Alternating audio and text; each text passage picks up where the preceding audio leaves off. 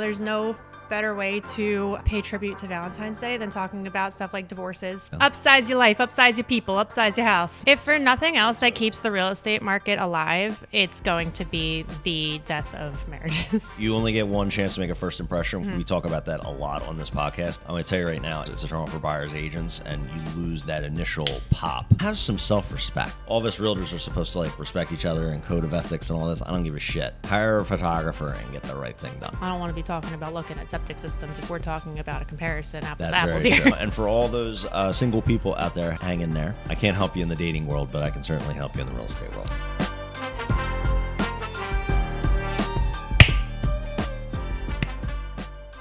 What do you think? Okay.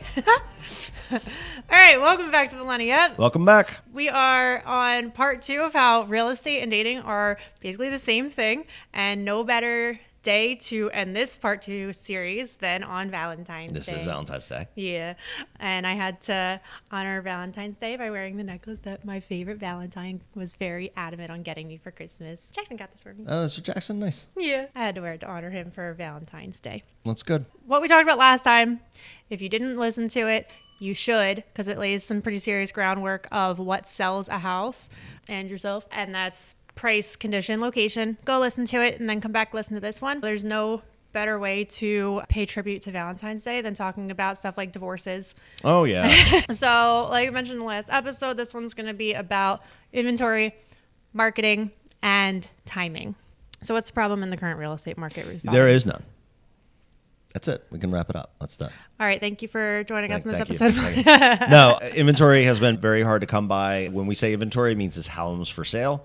Since even before COVID, really 2019, things started getting very tight out in the market. Mm-hmm. Not a lot of options out there for people, unfortunately. Yeah, it's like, oh my God, I swear. We get forwarded the emails with the portal searches, and there's some that I get one a week. Yeah, one a week. Or the ones that come up are absolute garbage. Yeah. Hot garbage. And there is where are the things that I'm actually looking for? Where are they at? When are they coming? There's 2 reasons for that, at least right now. Not a lot of people are looking to move this time of year, or they're just getting their homes ready to sell. The other thing is those portals we set up for our clients, they can be very confining. So whenever we set up, we go a little bit above in price, we go a little further out, and just so we're making sure we don't miss anything. So you mean to say that could be just like somebody doing their own search. So there's some people who are very specific and intentional with what they're looking for. Yes. If you choose to be very intentional and selective with what you're looking for, as long as you know that it's going to very drastically narrow in the inventory available to you. You should expect less options to avail themselves. Yes. Yes. Okay. And then also to what you were just going to say is the more that you expand your search a bit, what are some things that you can compromise? The longer you wait and realize, I'm being pretty dang specific, and I'm getting really tired of not having practically anybody worth my while. I'm sorry, anything. Any home worth my while. Worth my while. Can you tell where my mind's at and how I feel about it? But where I was oh my God, is this taking forever to have somebody actually worth my time come by? Maybe I should see what I can compromise on. Yeah. Sometimes there are things that you'll be okay if you compromise on them a little bit. Somebody could be very, very dead set on, I have to have... What's something that somebody is really specific for in their flat search? Yard. Have to have a flat yard. I will not get one without having a flat yard. Or attached versus detached, and it's a first-time home buyer. Yep. I have to have that, no exceptions. But then you realize that there's nothing out there within your price range, and you say, but do I really need that? And then once you kind of start opening up your options a little more, there's a little bit more to see. Your diamond in the rough might actually be in there, but you're able to at least see either, was this actually a deal breaker? Sometimes you prove yourself right. Yep. And you say, okay, yeah, that was a deal breaker. I'm going to go back to narrowing in on that one. Yep. And that is also perfectly fine. We do that with buyers too, because they'll have a confining thing, and then we'll see something outside of their criteria, and we'll say, let's just go and just take a look at it and see. And sometimes it's yeah, you know what, I could go for this. This feels good. This feels right. And then other times it's you know what, my first instinct was right. This ain't no good. Being open to doing that is important. Yeah. So going out to see that, if it's not the one, it at least teaches you something of what isn't the one. So, same with dates. You don't know until you actually get out there. So it's the more picky you are and you don't get out there, just like buyers, you don't get out there, you are going on absolutely nothing to compare back to. And then that makes when you do find the right one. I love when I see buyers' faces when we've gone out, seen a bunch of houses, their entire mood and face shift entirely. It's never anything they say. I just see it and I go, this is different than the other ones that we saw. And then after seeing that look and seeing their entire mood shift, any other house we see after that, that's what I look for. I go, did you have that kind of a reaction? No, then it's not the one. Yep. And that goes so paralleled with dating. I mean, you go out there, you get excited about something. Maybe you missed out on it, but at least you have a level of what you're not willing to settle below. Or you have a bar that you're willing to not lower. You know what to get excited about. And once you get that excited again, just like buyers, how many times do we tell people, this is what you need to do to get it? And they say, ooh, I'm not really comfortable with that. I don't really want to do that. I really, really want to get my inspections, which always get a home inspection. But the more and more rejections they get, the more they start realizing, okay, maybe we should start being a little bit more like creative in how we approach this. So for example, inspections. We want the inspection. There is a way around that where you don't have to elect it, but you can do a walkthrough inspection with an inspector and get a verbal. So like the things that you say like, oh, I would never, you start kind of saying, maybe I should. Yeah. And it yields really great results. You don't have to be so guarded and so like, I have to do this. I only want to do this. You get out there. You miss out on some opportunities. So you're basically saying that because you have limited options, you should just be open-minded to maybe going outside what you need or what you want? I think that you shouldn't lower your value, but I think that you should at least give yourself the opportunity to go out and see some houses. Or I can't wink very well. Did you know that about me? I have noticed that you can't wink at and all. I only learned a couple years ago how to wink my left eye. I still look like I'm stroking out when I do it, though. Yeah, well, everyone kind of looks like they're stroking out when they wink. All right, back to the topic. But no, I think that you should present yourself at least some opportunities and some candidates to at least go see so you can learn more about yourself and what is out there. What brings homes to market? What brings inventory out? Well, a few things. Your needs could have changed. What did once work before doesn't work anymore. Yeah. And you need to find something that is now more suitable for the direction in your life that you went towards. So that's what we specialize in, upsizing. No? Upsize your life, upsize your people, upsize your house. For first-time home buyers, renting no longer works for them. They need to enter that next phase of wealth creation. And obviously, upsizer, you add kids and people grow and they're different. So maybe the house that you had gotten before was in a location that you were okay with for that time being, but you knew it wasn't going to be that for everything. You get a new job, something like that. Mm-hmm. Now the other thing it brings homes to market is divorce. Yeah. Which is, It's such a shame, but this is a real thing that happened. I was talking to an agent, so we saw that the house, I was doing my research on this property that our buyers liked, and I saw that it had sold in 2021. Yeah, they were only in there for 2 years. Right. So it was 2021 that they had purchased and they're already selling again. So my mind goes to, oh God, what's wrong with it? So call the agent, I'm talking to her, and I was like, I see that they bought it in 2021. Like, how come they're selling it already? Did something like happen to the house? And she goes, no, they're actually getting a divorce. And I said, oh, thank God. And I'm like, I am sorry. That sounded insensitive. That's very tough for them. I'm sorry to hear that. I said, but like that was what I was hoping for, because that means that there's not necessarily anything wrong with it.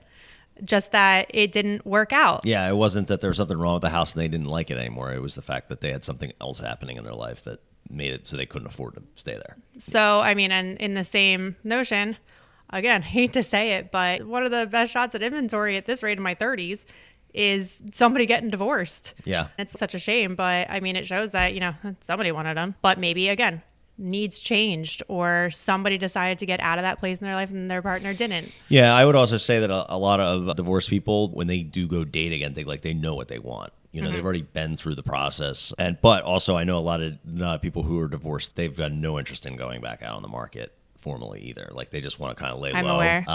It also, in the real estate world, there are agents who just deal with divorced people. If for nothing else that keeps the real estate market alive, it's going to be the death of marriages. Well, there's the must-moves, like death. Obviously, someone can't live in the house. Divorce. By the way, death is not one of the comparisons for this episode. No, we are not looking to equate. That is the one area of real estate we are not going to equate dating to. Someone gets a job relocation, or they lose their job, or they have some kind of financial. You know what? Widows. widows? Yeah, okay, that relates. I was thinking in a like much worse sense, but Yeah, I I need to think get you're my right. mind out of that. Yeah, But yeah. okay, Okay, it yeah, does. you're right. All right. Yeah. So There you widowing. go. Good Sorry, for I you. got really set on that one. No, that's okay. Yeah, I other was things I actually hear them. thinking earlier, I don't think we're going to be able to do estate work as it relates to dating, but yeah, it actually would. Yeah, it does. Are you kidding me? Yeah, estates is what puts things on the market. Like, Yeah, shoot. but it's fucked up when someone's in their 30s and they're widowed. Oh, it's terrible. I have a few people I know who've been widowed, and I do not feel fucks the them same up. relief for that as I do divorce. Or someone who's widowed at 75. It's like a 60 or 35-year-old person passing away unexpectedly, drug overdose, something like that. Ugh.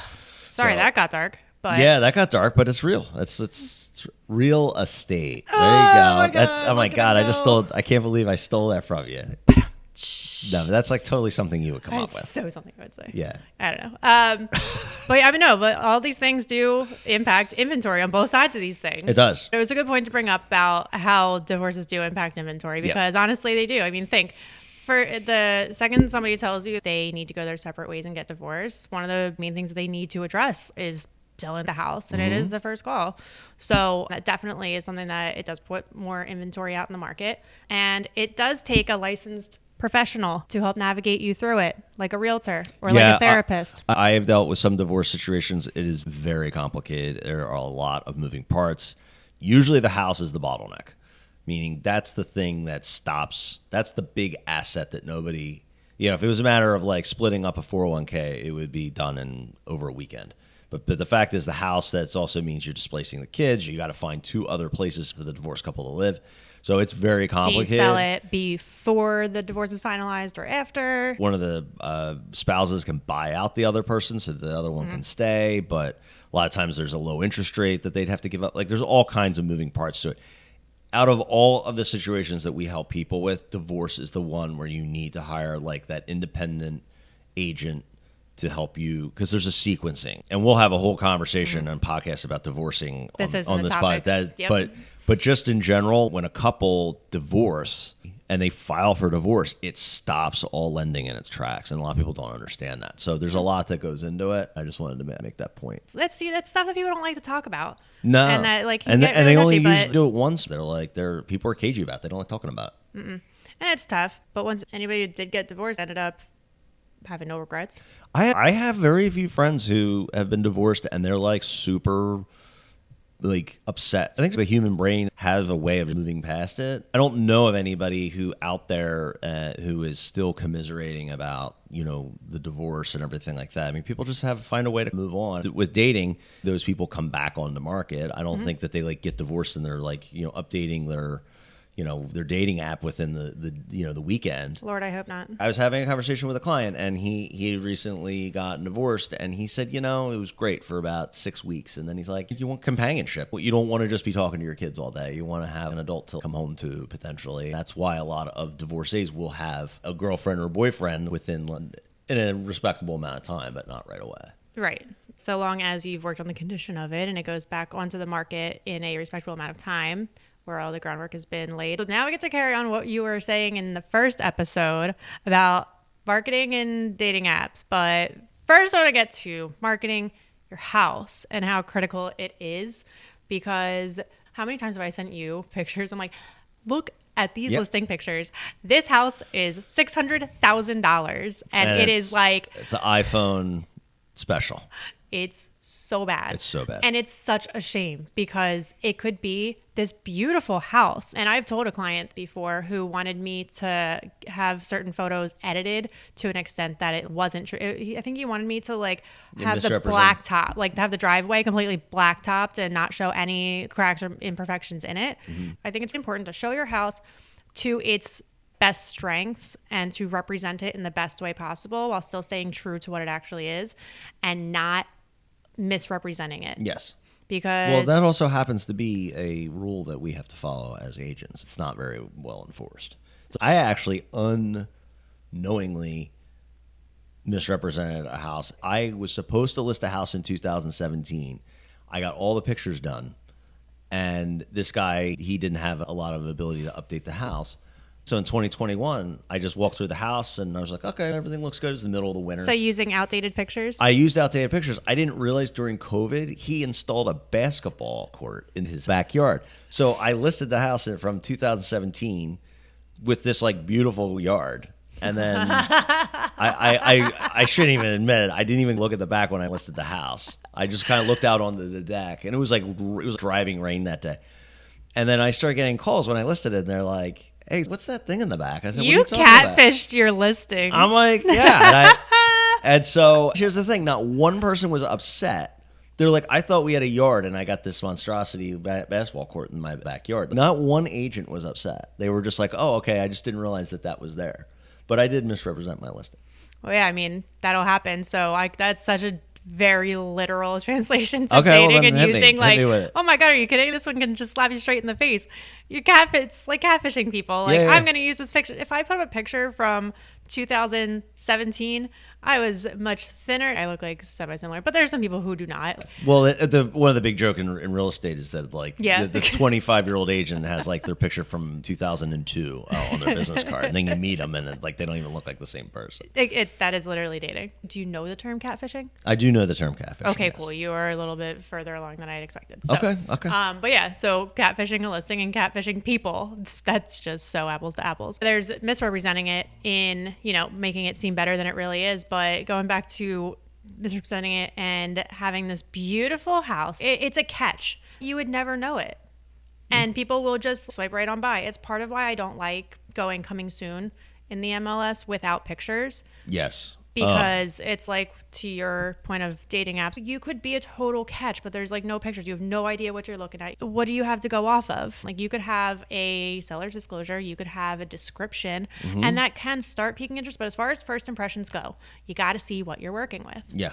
And that is one of my things. Like, I went coming soon on a listing recently, and I had all the pictures done though. And I can't stand when I get something hit the portal and we'll just have to wait for pictures. Well, I had my seller say, well, can't we just go coming soon? We were in the middle of a home sale contingency with the house they're purchasing in another state, and we were up against a timeline. The listing agent on their side was fine with working with me, and as long as I kept them up to date with the timeline. But they said, like, well, can we just go coming soon? And I was like, we don't have pictures yet. Like, as a buyer's agent, when I see a listing come through and it doesn't have any pictures, I'm like, I just toss it. Just don't do it. You only get one chance to make a first impression. We talk about that a lot on this podcast, and I'm going to tell you right now, it's a turnoff for buyers. It's a turnoff for buyers agents, and you lose that initial pop of versus somebody marketing. Saying, I love that, and I have to. But it also though, for me, I look at that and I'm like, okay, that's an agent who is organized. She's had the wherewithal to get the pictures out ahead of time. It means that property is probably mostly ready. And it might just be a timing thing, or they're just strategically deciding to go coming soon just to kind of put it out into the ether. But when it's just like an old picture, like an iPhone photo of the front of the house, and it's coming soon for like 2 weeks, and it's like pictures coming X date, that's not going to work. It shows that, I'm not looking for like, oh my God, you're hot or you're not or whatever. It's more like it goes to show that you are organized, that you take pride in what you're doing and in yourself. And it shows that, like, this is how I like to represent myself. It says so much more than just, look at me. It means you're, like, organized and put together. Yeah. And the same thing with real estate. I mean, it's all marketing. And just representing appropriately. Because when, like I had said about misrepresenting, making something look better than it actually is, then somebody gets there and they're disappointed. That is the worst. That's why I always tell sellers, I'm like, you want it to highlight its best features and make it shine in its glory and for what it is and not for what it's not. Because if you try to make it into something that it's not, people are going to be coming through so excited thinking one thing, and then they get there and they're like, oh. Yeah, it's a letdown. It's an overpromise, underdeliver. Yeah, and then that's just so much worse. Whereas if it was still the same house, but they knew what they were walking into, they would then get excited. But again, underselling yourself and like just having terrible iPhone pictures, people in the mirrors of like bathroom pictures. Yeah, no, it's true, man. Thumbs in there, grainy old pictures, ones that are too small. Pass. Yeah, and it's listen, you might get a little bit more excited when they get there, but if your agent is taking a picture, and I'm talking to you realtors, if you're taking pictures with your iPhone, stop. I don't care what kind. I don't care if it's 15 Pro Max. Have some self-respect. spend the $150 depending on your market and get some pro photos. It's the least that you can do for your client. No matter I'm what sorry, the price there's point. no excuse. If it's a rental, that's different.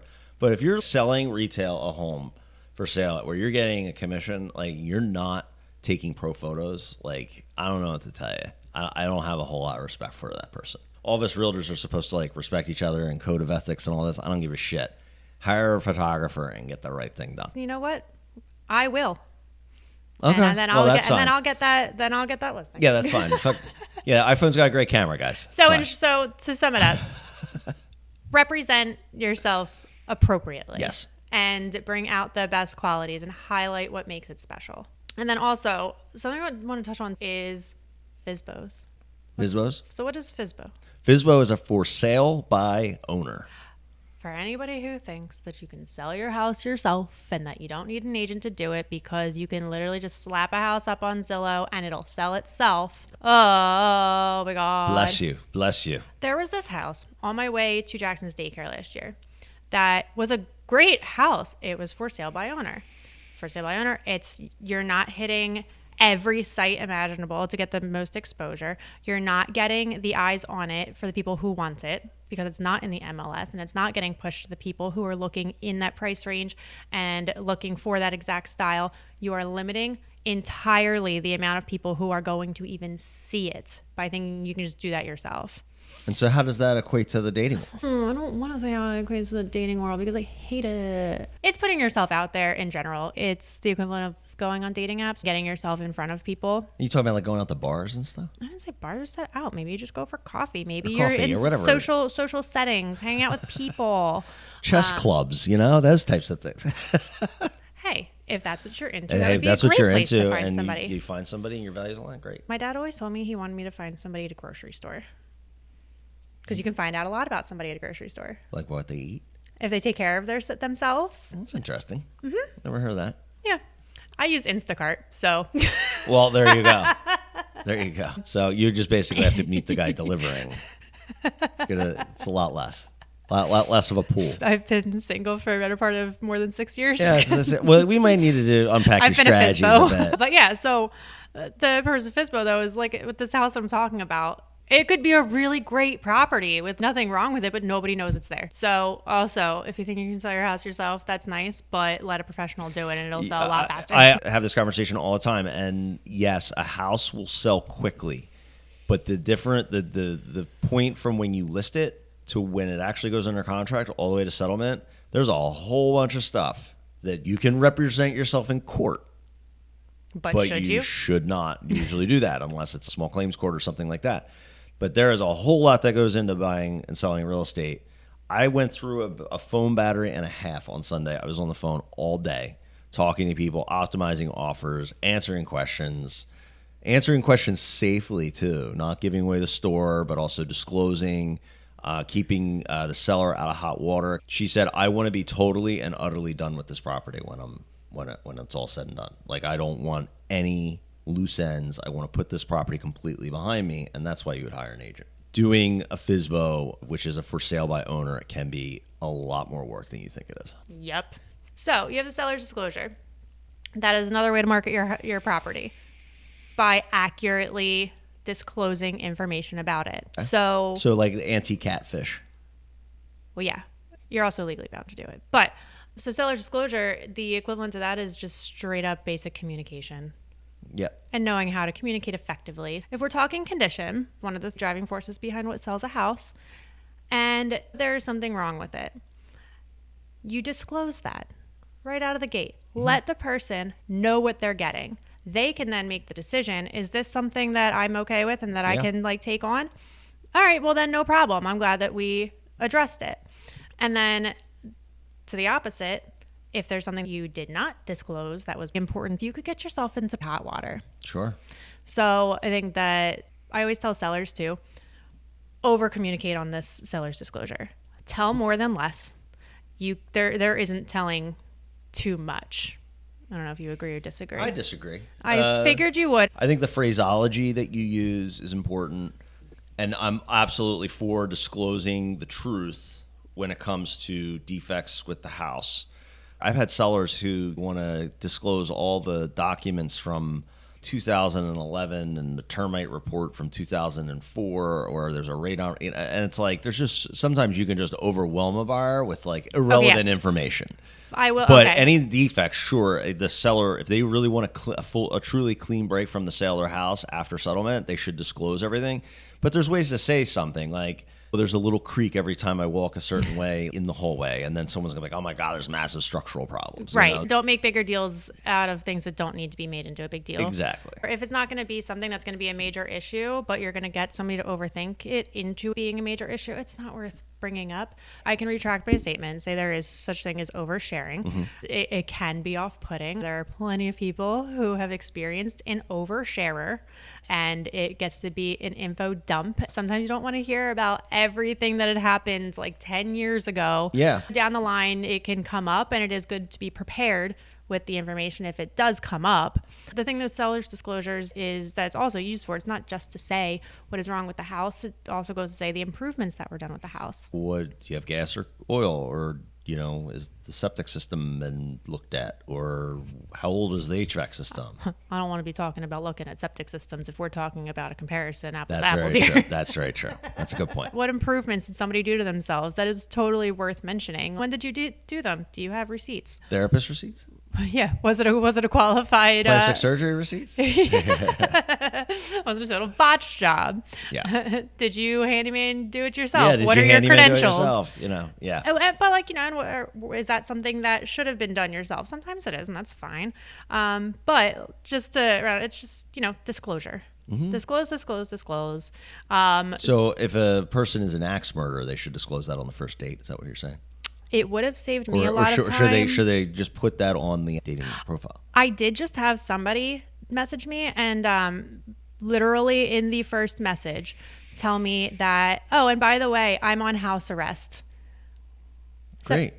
Okay. That's someone with a very open heart and wants to be totally transparent with it. Really appreciated the full disclosure. I'm gonna pass. Yeah. It answers a lot of questions already. Your place or mine? Well, yours, because, can't come to mine.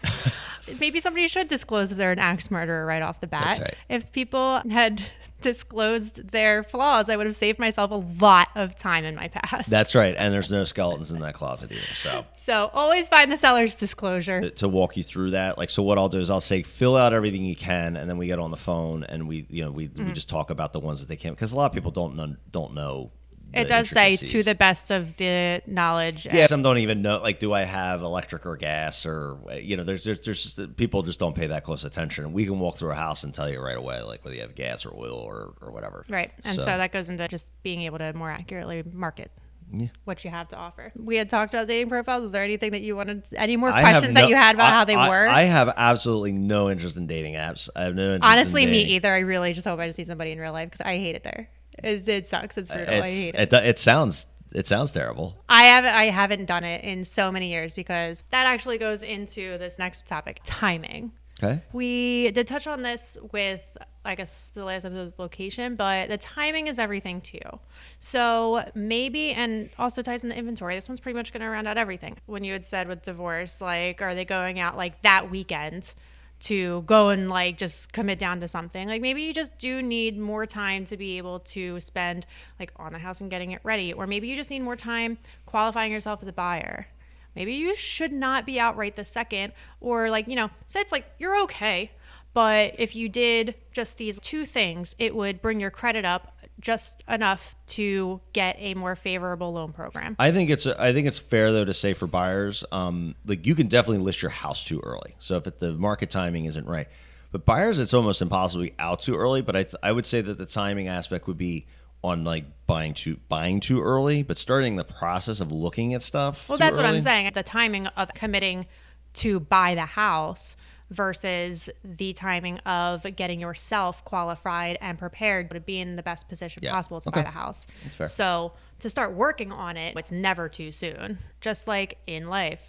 If you're not ready to actually physically commit to something and it's going to cause you more problems to commit too early, it's never too early to start the process of preparing yourself and getting the work done ahead of time in order to get yourself timed in a good position to actually commit to somebody that is deserving, right? Yeah, I agree. And then the other thing with timing was more on the seller side of things. If it's just not the right time for you, I would argue what you just said though about like there is such thing as like selling too soon. In this market, there's so much inventory issues that like if you put a house up, it's going to sell regardless of when you put it up. It could be the week of Christmas and I think it would go under contract. If you're positioned well enough in your life, if you're selling too soon because your kid needs to finish the school year out, then maybe you should wait a little bit more. And then when the time is right, then the inventory will go back onto the market. Does So that make sense? so you don't think so we have a couple moving in from out of state. You don't think if they sell their house too early, it's not going to be a bad but move? I don't think that it impacts its ability to sell. No, they're not ready. They shouldn't do it yet. Okay, fine. Yeah, that's what I mean. Okay. Okay. So again, No, it'll timing. sell. If a person comes Well, when back you on said the that- market and they really want to meet up with somebody, they'll find somebody, right? Right. People just need to make sure that they are positioned in a spot in their life where it makes sense. It makes sense, and that's right. You might get FOMO while you are, say, you're a buyer, you are like waiting to actually go out to buy because you need to qualify yourself. You are actively qualifying yourself and getting yourself, paying off your debts, bringing your credit up, lowering your DTIs, debt to income ratios, whatever it is that you need to be doing to get approved for a loan. You will see your dream houses coming up and then going off market, and you may see everybody else buying their houses and being happy, but that doesn't make you any less of a future purchaser because you are putting in the work to be able to get ready. Right. So that's pretty much the list that I had to wrap that up, though. What are your thoughts now that I've actually gone through I this have topic? always agreed with this parallel. I think it's clever. I think after 2 episodes, we've unpacked it mightily. I think And that we covered a don't think lot that of there- relevant real estate topics. Too, I do. which is I a do nice too. way to tie that I do in. too. And for all those single people out there, hang in there. There are a lot of parallels here, obviously. So it's all about marketing. It's all about emotion. It's all about timing, as you said. I can't help you in the dating world, but I can certainly help you in the real estate world. What are you going to do? What are you going to do? I can't either. All right. See you guys. All right. Catch you next week. Bye.